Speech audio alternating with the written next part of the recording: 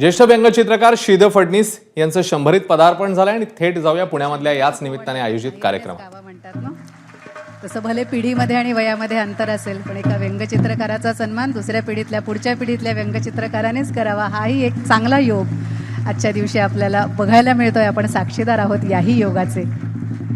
राजयोग बहुतेक यालाच म्हणत असतील।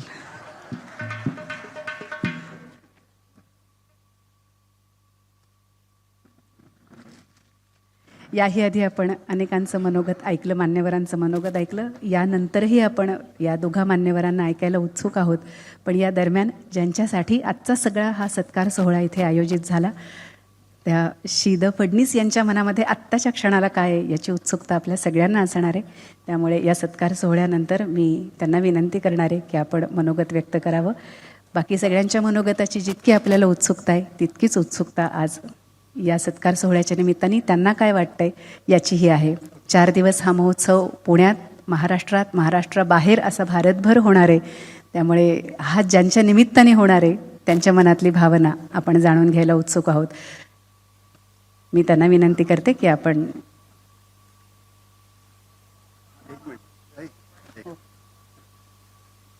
मित्रो, सभाशास्त्राच्या नियमाप्रमाणे परत येऊ नये, पण मी एक इतिहास सांगतो की 75चा श्रीधरचा सत्कार माननीय बाळासाहेब ठाकरे यांच्या हस्ते झाला होता आणि आता 100चा सत्कार राजसाहेबांच्या हस्ते होतोय। हा एक इतिहास आहे आणि आपण सर्वजण साक्षात हा घडवलेला आहे।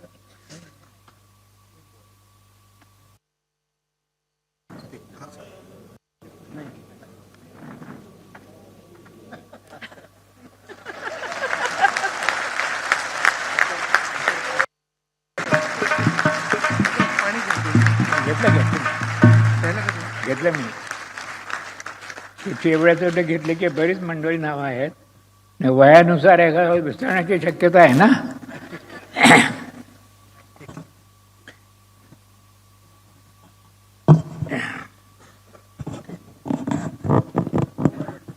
बरोबर येतं ना।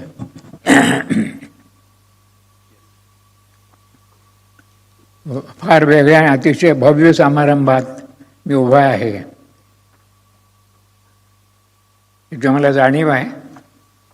तरीसुद्धा इतक्या सगळ्या मंडळींचं काहीतरी नियम या निमित्तानं मला आभार मानायचे आहेत। उपस्थित मान्यवरांमध्ये प्रथमच जे माननीय मंत्री महोदय चंद्रकांतदादा पाटील, आमचे मनसेचे ठाकरे, राज ठाकरे,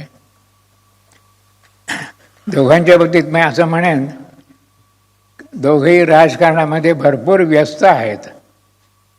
परवाच एखादा अजितदादा पवारांच्या हस्ते माझा सत्कार झाला, तेव्हा मी 1-2 मिनटं बोललो। राजकारणावर बोलण्याइतके माझ्याकडे काही नाही आहे, पण मी बोललो। म्हणजे महाराष्ट्राचं राजकारण आता जे चाललेलं आहे ते मला अजिबात समजत नाही आहे, कळत नाही आहे। तसं आज मी चंद्रकांत दादांना सांगतोय, मला अजूनही समजत नाही। हे सुबोध कसं करेल एवढं बघा, माझ्या शुभेच्छा आहेत।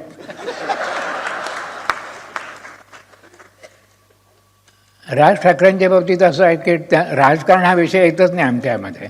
आमचे चित्रकार, आमचे हितचिंतक आहेत ते। त्यामुळे अनेकदा माझी कम्युनिस्ट कम्युनिटी ही मंडळी त्यांना त्रास देतात, त्याबद्दल त्यांची काही तक्रार नसते। तर असा जिव्हाळा, असाच प्रेम सतत मिळत राहू।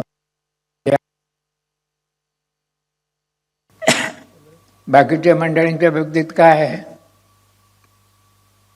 की अनेक क्षेत्रातली मंडळी इथं उपस्थित आहेत। माझे कुटुंबीय आहेत, लेखमागाचे मंगलताईंनी सांगितले साहित्यिक आहेत, कार्टूनिस्ट कंबाईनचे चित्रकार आहेत,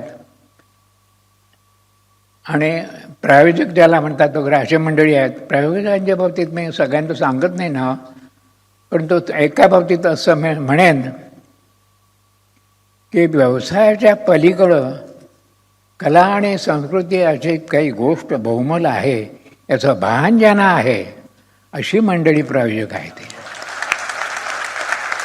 एक वेगळं मूल्य जे चिरंतन राहणार आहे, बाकीच्या गोष्टीची सांगता येणार नाही, पण यासाठी आपण उभे आहोत। ते मनापासून आलेले आहेत ते। दुसरी काही जणांना गोष्ट मगाशी वसुदेव कामत आणि जे बोलले लोकांना माहिती नसेल चित्रकार वर्गामध्ये काही पंथ आहेत, प्रवाह आहेत. त्या प्रवाहातला मी पण आहे. पण ते नवल वाटेल एवढंच मी खुलासा करतो की वासुदेव कामत, हा झाल्यानंतर सुहास बाहुलकर, चंद्रमोहन कुलकर्णी तिथे USA. एबीपी माझा, उघडा डोळे बघा नीट.